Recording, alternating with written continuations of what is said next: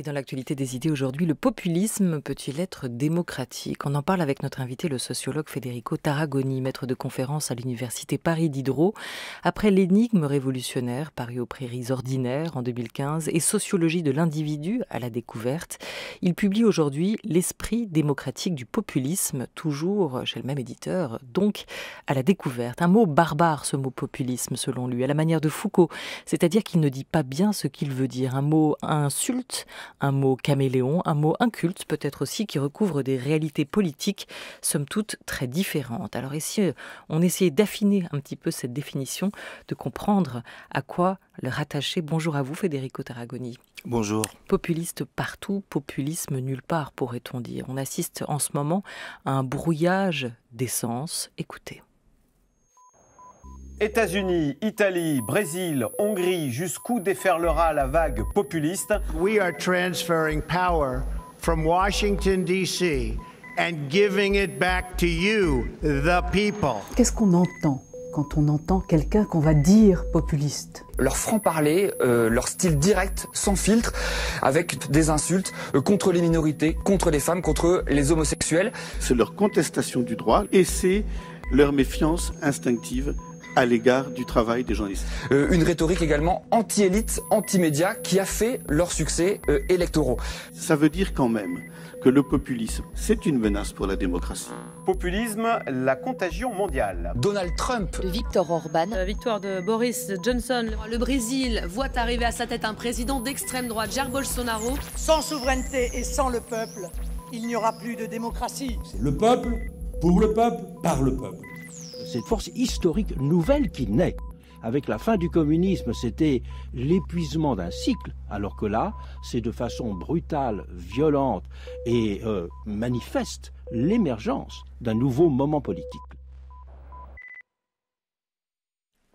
Le populisme en son, c'est signé Clément Nouguier. Comment ce terme a-t-il fait irruption dans le débat public et dans les médias depuis quelques années? Pourquoi revient-il? Il n'a pas été inventé récemment, Federico Tarragoni, mais comment est-il revenu presque avec cet effet boule de neige?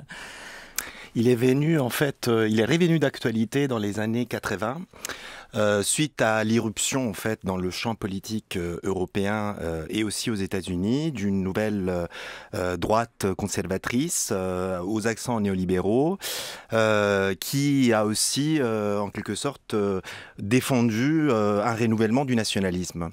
Ça a été le cas de, par exemple, du FPO en Autriche, de la Ligue du Nord en Italie, du Front National en France, bien entendu, mais aussi du réganisme aux États-Unis. Et tout un tas de spécialistes, notamment dans le domaine des idéologies d'extrême droite, au sein de la science politique, ont été conviés par les pouvoirs publics à donner une définition de ce grand chamboulement, de ce qui se passait en fait devant leurs yeux, parce qu'ils n'étaient pas capables de bien comprendre cette jonction étrange entre une rhétorique nationaliste d'un côté et en même temps une politique néolibérale de l'autre. Et le terme populisme tel que nous le connaissons aujourd'hui est le résultat en fait de cette demande d'expertise qui a été faite à un certain nombre de politistes et qui ont vu rien d'autre qu'un renouvellement de la pensée nationaliste sans vraiment l'appeler comme tel. C'est là justement toute la confusion dans laquelle nous sommes aujourd'hui, c'est que le nationalisme a somme toute disparu des radars et en même temps ce terme populisme est tellement omniprésent qui est galvaudé qu'il se prête à définir tout un tas de choses complètement différentes les unes des autres. Alors aujourd'hui le populiste c'est Trump, c'est Bolsonaro, c'est Orban en Hongrie, c'est Salvini en Italie, c'est Boris Johnson en Grande-Bretagne. Ils sont plutôt démagogues et autoritaires, nationalistes et xénophobes, conservateurs sur le plan des mœurs. Il y a quand même aujourd'hui une inflation de populistes. Peut-être est-ce la réalité, peut-être est-ce surtout une inflation rhétorique ou lexicale. Ce mot, il est très utilisé, on l'entendait à l'instant dans les médias, mais aussi très commenté, analysé par des chercheurs. Plusieurs essais en cette rentrée encore consacrés aux différents visages du populisme dans le monde, à la menace ou à l'acceptation de ce terme. Vous parlez de la naissance presque d'une nouvelle science, la populologie. Qu'est-ce que c'est ? En fait, ce n'est pas tellement une nouvelle science, c'est un nouveau paradigme.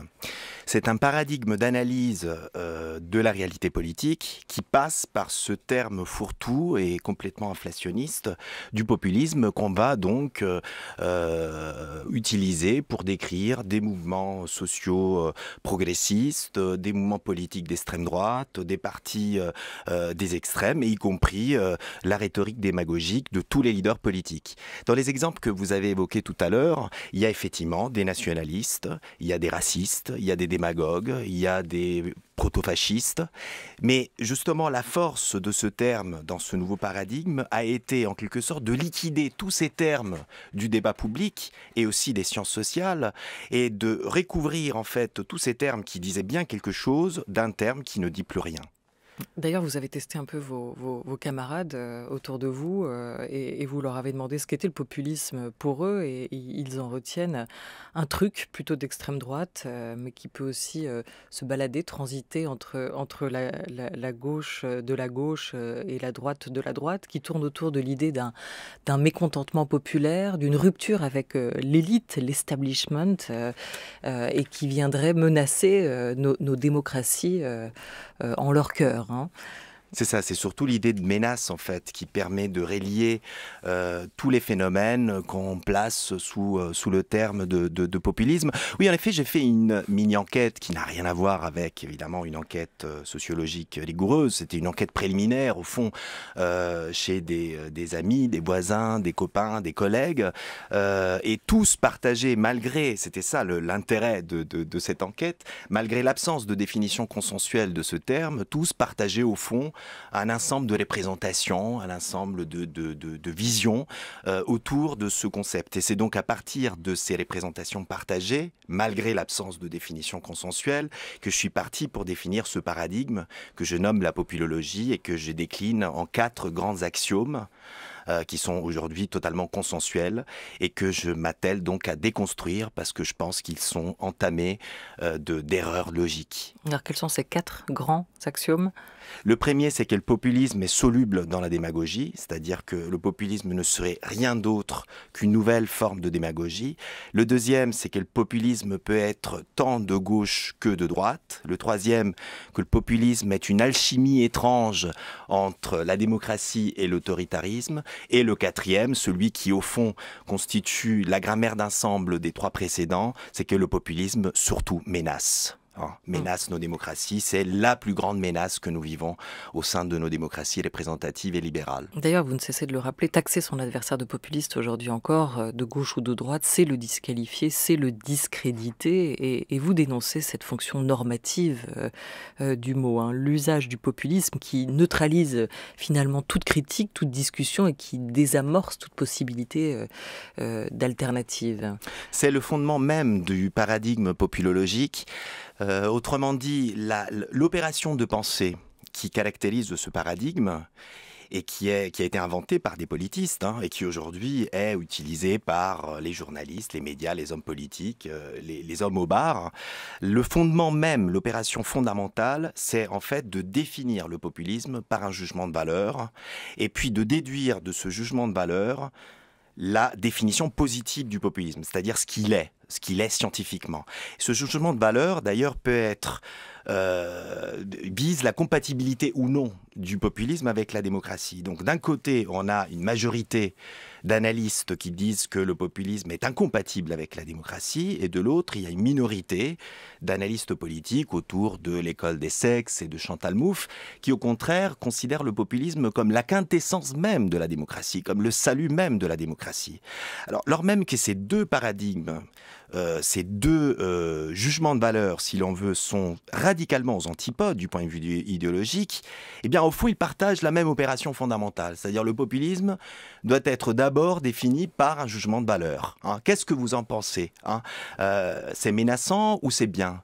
C'est bien ou c'est mal ? Et de là, on en dérive la définition de ce qu'il est. Eh bien, moi, j'essayais de faire exactement le contraire, c'est-à-dire traiter le populisme comme un fait social tout à fait normal, c'est-à-dire une idéologie politique que la sociologie peut analyser, c'est-à-dire essayer de comprendre déjà ce qu'il est, et puis en aval, en tirer effectivement des enseignements normatifs, c'est-à-dire essayer de comprendre si c'est plutôt une chance ou une menace pour la démocratie. Et ça, c'est intéressant sur la démarche que vous avez adoptée, parce qu'on imagine que vous avez craint vous-même de tomber dans cet excès de populologie, ou le terme n'est pas si facile à employer, mais de tomber dans ce travers qui peut sembler parfois un peu facile, mais qui est éminemment complexe quand on essaye de définir ce qu'est le populisme. Comment vous avez du coup, vous, appréhendé cette question pour ne pas tomber dans le piège? Est-ce que vous avez tenté une sociologie des idées? Est-ce que vous avez surtout cherché à travers ce tableau, cette cartographie populiste, en repassant par l'histoire, à nous inviter à une forme de scepticisme radical? C'est tout à fait ça, c'est tout à fait cette voie sceptique que je recommande face à ce concept et face à tous les concepts galvaudés qui aujourd'hui sont utilisés comme des prénotions et qui véhiculent des jugements de valeur très puissants sur le peuple, la populace, les classes populaires, leur incompétence vis-à-vis de la démocratie et tout cela. Bon, la voie que j'ai suivie est tout simplement la voie de l'histoire. Pourquoi ? Parce que, en fait, derrière ce gros brouhaha de la populologie sur ce qu'est le populisme, et donc derrière ce concept fourre-tout dans lequel on met tout et n'importe quoi, eh bien, il y a au fond quelque chose de consensuel, qui est qu'il y a 3 manifestations historiques sur lesquelles tous les spécialistes du populisme sont d'accord, et qui constituent donc les seules expériences à partir desquelles on peut effectivement penser le populisme. Et ces 3 expériences sont le narodnichezbo russe, le populisme russe du 19e siècle, le mouvement des fermiers ruinés aux États-Unis qui a donné lieu à un parti, le People's Party, à la fin du 19e siècle aux États-Unis, et la tradition populiste en Amérique latine, c'est-à-dire les gouvernements nationaux populaires. Ce que j'ai fait n'a été rien d'autre que comparer rigoureusement et scientifiquement ces 3 expériences sur lesquelles tout le monde est d'accord pour en tirer en effet une définition scientifique du populisme et de là, effectivement, la mettre à l'épreuve de la démocratie aujourd'hui, de ce que peuvent être des mouvements populistes compatibles avec cette histoire et d'essayer de comprendre si, oui, effectivement, le populisme est ou non une chance ou une menace pour la démocratie. Mais c'est cette voie historique que j'ai prise à mes collègues historiens, tout comme aujourd'hui, il me semble nécessaire, par exemple, de comprendre ce qu'est le fascisme ou le néofascisme ou le post-fascisme à partir de ce que fut historiquement le fascisme en Italie dans les années 20. Tous les termes qui servent pour stigmatiser, pour discréditer l'ennemi, doivent être soumis en quelque sorte à cette enquête historique pour savoir en fait ce qu'ils ont été dans le passé, ce qu'ils ont décrit dans le passé et ce qu'ils peuvent donc aujourd'hui décrire en toute rigueur. Alors on va partir d'abord à l'Est avant de rejoindre l'Amérique latine. À l'Est avec le politologue bulgare Ivan Krastev, auteur de Après l'Europe, qui a aussi contribué à analyser avec d'autres chercheurs ce qu'ils appelaient un monde en plein âge de la régression. Vous savez, je crois d'abord que le terme populiste est le plus mal utilisé aujourd'hui. Parce que pour certains, ce qui est populisme, pour l'autre, c'est la démocratie. Je crois que le populisme est devenu tellement utilisé comme terme parce que fondamentalement on peut difficilement définir ce que c'est. On sent tous qu'il y a une transformation majeure de nos régimes politiques. Le populisme ne peut pas être réduit à la montée de partis extrémistes. Fondamentalement, certaines compréhensions des démocraties telles qu'on les connaît sont mises sous pression. Alors, qu'est-ce qui va survivre? C'est véritablement la question. Voilà, ce qui est intéressant, c'est l'imbrication qu'il fait et que vous faites, Federico Tarragoni, entre populisme et démocratie. Ni menace, ni salut. Le populisme désignerait aussi pour vous un certain type de crise de la démocratie. Comment ça se comprend en ce moment en Europe de l'Est ? Alors, en Europe de l'Est, justement, il y a plutôt un renouvellement des nationalismes et des ethnonationalismes. Hein. Si on prend l'exemple d'Orbán ou de Fico en République tchèque, le peuple dont il est question, le peuple qui est mis au cœur du discours politique, c'est plutôt l'ethnos, ce même ethnos, donc ce peuple enraciné dans le terroir, dans une langue et opposé à des boucs émissaires, ce même ethnos qui avait été au cœur du discours politique des partis communistes, donc dans l'Europe de l'Est. En ce sens, je suis totalement d'accord avec l'extrait que vous avez projeté. Autrement dit, je pense que le rapport entre populisme et démocratie doit être compris à partir du type de peuple qui est mobilisé dans le populisme. Le type de peuple qui est mobilisé dans le populisme, dans ces moments de crise de la démocratie représentative et libérale, ce n'est rien d'autre qu'une plèbe, ce n'est pas la nation. Il peut y avoir du national dans cette plèbe, mais c'est une acception très spécifique de la nation. Et c'est exactement cela qui apparaît dans les 3 expériences historiques que j'ai analysées. Le peuple qui est mis en avant dans ces phases de crise de la démocratie, dans les 3 cas historiques, n'est rien d'autre qu'une plèbe démocratique qui est opposée aux élites qui sont en train de déposséder les gouvernements du peuple, pour le peuple et par le peuple. Et cette plèbe démocratique doit en quelque sorte se réapproprier par le bas la démocratie. L'exemple le plus évident est celui du People's Party. Qu'est-ce qu'il y a dans ce mouvement de fermiers ruinés? Eh bien, il y a une contestation paysanne qui vise à se réapproprier les moyens de production, les ressources productives, et à construire ce qu'ils appellent une démocratie des producteurs, une république des producteurs, opposée à la république pourrie, dégénérée de Wall Street, des financiers, des oligopoles industriels et du capitalisme. Donc c'est en ce sens que le peuple du populisme est un peuple plutôt de gauche et pas tellement de droite, même s'il y a du national.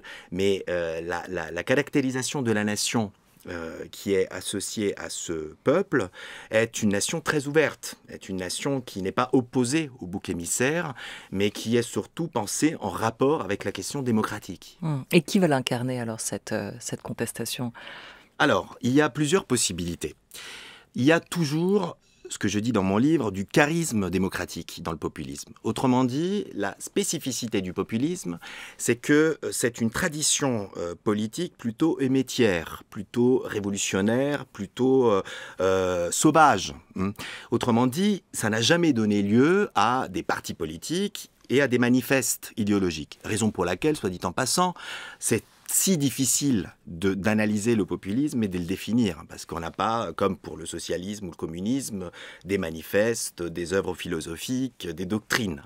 Le populisme a été plutôt l'affaire de moments de crise métière où la plèbe se mobilise. Et évidemment, en l'absence d'un parti et d'un appareil très organisé, la plèbe est représentée par un ou plusieurs leaders charismatiques. C'est pour ça que je parle de charisme démocratique et pas toujours de leadership charismatique. Le populisme russe fut éminemment polycéphale. Autrement dit, il fut représenté par tout un ensemble d'intellectuels, d'activistes, dont de nombreuses femmes qui luttaient pour l'émancipation sexuelle. Le populisme états-unien fut représenté par quelques grands intellectuels, là aussi, et à tour de rôle par tous les représentants des communautés et des coopératives paysannes. Donc ce fut pratiquement un mouvement sans leader.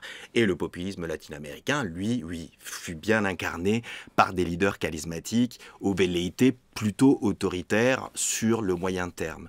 C'est en ce sens que, bien sûr, il y a l'incarnation dans le populisme, mais ce n'est pas forcément l'incarnation dans un chef. Vous voyez, se pose la question d'une représentation incarnée. Ça, oui. Dans tous les mouvements populistes, parce qu'on est en l'absence justement d'un appareil et d'une doctrine et d'un tiers qui puisse effectivement faire objet faire office de représentation. Mais du coup, le poutinisme est-il le produit, l'enfant de ce populisme russe ? Non, je ne pense pas du tout, parce que l'ambition du populisme russe fut justement de fonder la démocratie. L'ambition de Herzen, Tchernychevsky et Bakounine, qui ont été les trois grands pères intellectuels du populisme russe, était de construire une démocratie opposée justement au tsarisme, une démocratie intégrale dans laquelle il y eut disons, toutes les libertés du libéralisme et l'égalité sociale totale. Eh bien, c'est pas du tout ce que veut aujourd'hui Poutine. Poutine, il est plutôt l'héritier du vieux projet staliniste de l'Empire soviétique. Et d'ailleurs, on le voit très bien dans les cérémonies que Poutine organise à l'occasion de la commémoration de la victoire sur les nazis. Ce sont des commémorations qui visent plutôt à unifier la nation autour de son chef, donc à considérer la nation comme quelque chose d'organique, ce qui n'est pas du tout le cas du populisme russe, et surtout d'étayer des ambitions impérialistes. Il ne faut pas oublier que la nation de Poutine est une nation ethnique, parce que ce qu'il fait en Tchétchénie, on le sait très bien, et c'est une nation à visée impérialiste, donc CF, Ukraine, etc. C'était pas du tout le cas des populismes russes. Les populismes russes, si on prend Bakounine, Bakounine rêvait d'une fédération internationale des peuples, une fédération démocratique des peuples, qui devait unir tous les peuples opprimés par les empires, donc l'empire tsariste et l'empire austro-hongrien. Donc c'était pas du tout à visée impérialiste ni ethno-nationaliste. Voilà, un poutinisme qui, bien que populaire dans son pays, n'est pas forcément populiste, mais plutôt autoritaire, selon vous, Federico Tarragoni. Partons en Amérique latine avec cette longue histoire, puisque vous le racontez, le populisme là-bas s'est institutionnalisé très tôt. Il est même devenu une philosophie cohérente d'action publique et politique, un populisme qui apparaît dès les années 30 dans tous les pays d'Amérique latine sur fond de crise aussi. On va revenir ou repartir avec l'actualité et la Bolivie avec la figure d'Evo Morales, président démissionnaire face à la contestation. Après 13 ans au pouvoir, un phénomène politique avec une réelle popularité qu'il a porté jusqu'ici. Le président Evo Morales connaît nos souffrances. Il est né ici. Jamais nous n'aurions rêvé d'avoir des infrastructures pareilles. Et ce n'est pas que dans l'éducation, il y en a aussi dans la santé, les routes, le sport. Vous voyez combien la Bolivie a changé ? Le pays est devenu visible dans le monde entier. Quand Evo Morales parle de la Bolivie, tout le monde écoute. Pourquoi ? Parce qu'il parle avec le cœur et au nom des paysans indigènes en lutte, aux Nations Unies et ailleurs. C'est une voix. Moi, je dis que c'est un petit Mandela. Voilà, Mandela, la comparaison est faite par ce Bolivien sur Evo Morales. Alors on peut repartir de la Bolivie, on peut essayer de comprendre ce qui se passe aussi aujourd'hui en Chili. On voit que la contestation s'étend en Colombie sur ce moment politique que nous vivons, ce fossé qui semble se creuser entre aspiration des gouvernés et décision des gouvernants. Federico Tarragoni. C'est le même fossé qui s'est creusé dans les années 30 lorsque les populismes naissent en Amérique latine sur le fond de la Grande Dépression de 29. À cette époque, l'Amérique latine presque tout entière était gouvernée par des républiques oligarchiques libérales, donc des républiques dont la politique économique était très ouverte vers l'extérieur, ils exportaient des matières premières et dont le fonctionnement était très très oligarchique. Donc les premiers populismes, le péronisme en Argentine, le cardenisme au Mexique, et il y en a eu un par pays, n'ont rien fait d'autre que refonder des démocraties plus inclusives, plus égalitaires et plus justes, élargir le suffrage, créer des droits sociaux liés au travail, etc. Eh bien, Morales est l'un des héritiers de cette tradition, avec Chavez et Correa, qui sont les trois néo-populismes en Amérique latine. Et ce qu'on voit aujourd'hui, c'est plutôt le retour d'une droite ultranationaliste et néolibérale, incarnée par Bolsonaro et d'autres, qui balaient comme ça, d'un coup de revers, tous ces néo-populistes qui avaient essayé, une fois de plus, de redémocratiser les démocraties néolibérales des années 80-90. Donc c'est à ça qu'on assiste aujourd'hui. C'est plutôt à la fin du tournant néo-populiste et au retour de la droite, une droite décomplexée, ultranationaliste et néolibérale. Aujourd'hui, le populisme peut redevenir une philosophie politique active qui permette de revitaliser, de repenser la démocratie pour vous ? Je ne pense pas que le terme philosophie soit bien choisi, parce que justement, le populisme difficilement peut se traduire en philosophie. Parce que le populisme n'a rien de systématique. Et ça, j'essaie de le dire dans mon livre. Le populisme est une idéologie minimaliste avec une visée maximaliste. C'est une idéologie minimaliste puisqu'elle tient tout entière en une opposition qui est celle de la plèbe à créer et de l'élite qu'il faut en quelque sorte remplacer puisqu'elle a dépossédé la démocratie de son sens. Et la visée est maximaliste parce que justement l'ambition du populisme n'est rien d'autre que de créer la démocratie parfaite, la démocratie intégrale, la démocratie idéale. Et en cela, bien sûr, le populisme est toujours démenti par les faits. Et c'est la raison pour laquelle d'ailleurs les populismes en Amérique latine furent aussi éphémères, puisqu'il est difficile de créer une démocratie, en plus du point de vue de l'État et du haut de l'État, aussi parfaite et aussi intégrale.